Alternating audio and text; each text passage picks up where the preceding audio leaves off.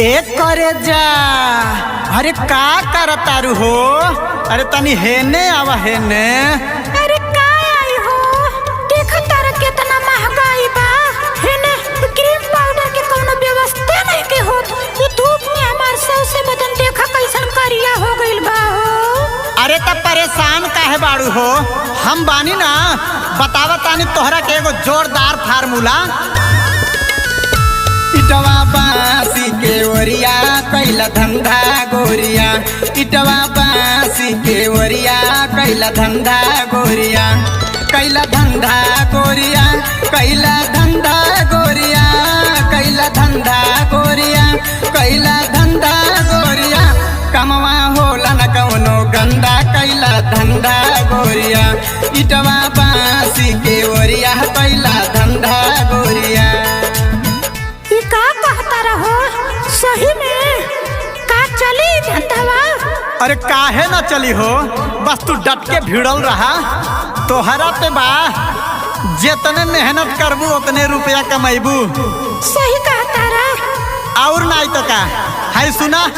पढ़ाया खड़सरी बेलवा चाहे बारी पार मिठौआ, बारी बारी मिठौआ गोरिया, बारी बारी मिठौआ। पढ़ाया खड़सरी बेलवा चाहे बारी पार मिठौआ, बारी बारी मिठौआ गोरिया, बारी बारी मिठौआ। जैबू चतिया बाजारे बुढ़वेली है पौए पौआ, बैगन बेचा चाहे बैगन बेचा चाहे पंडा, कैला धंधा गोरिया, इटवा बासी के ओरिया कैला धंधा गोरिया। तोहार बतिया बड़ा नीक लागता हो, तनी और डिटेल में बतावा। अच्छा तला सुना, बैगन के मार्केट ना जानलू, बहुत तगड़ा होला। हर केहू के जरूरत भी होला, ठीक है? हाथ में लेके भोजन करिहा और रात में चाप के भोजन करिहा।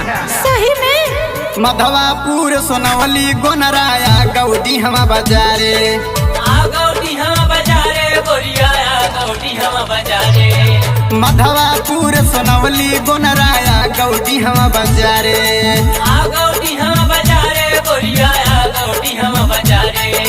धोबा हमें गोरी धोस जमा के बेचिहा टांग पसारे, अछोड़ा बीनल लकड़ी, अछोड़ा बीनल लकड़ी, कंडा कैला धंधा गोरिया, इटवा बासी के ओरिया कैला धंधा गोरिया।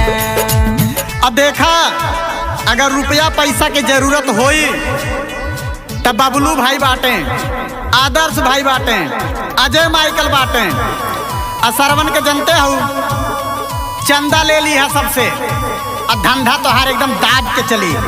अब करिहा जरूर। नौगढ़ जोगिया उदयपुर सोनखर रानीगंज बजरिया, रानीगंज बजरिया गोरिया, रानीगंज बजरिया।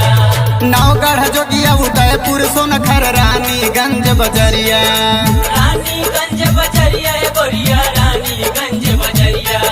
मिली है आदर्श बबलू रोज दिगनी हवा के ओरिया, लेला सरवण जी से, लेला सरवण जी से चंदा कैला धंधा गोरिया, कमवा होला न कवनो गंदा, कैला धंधा गोरिया, इटवा बासी के ओरिया कैला धंधा गोरिया।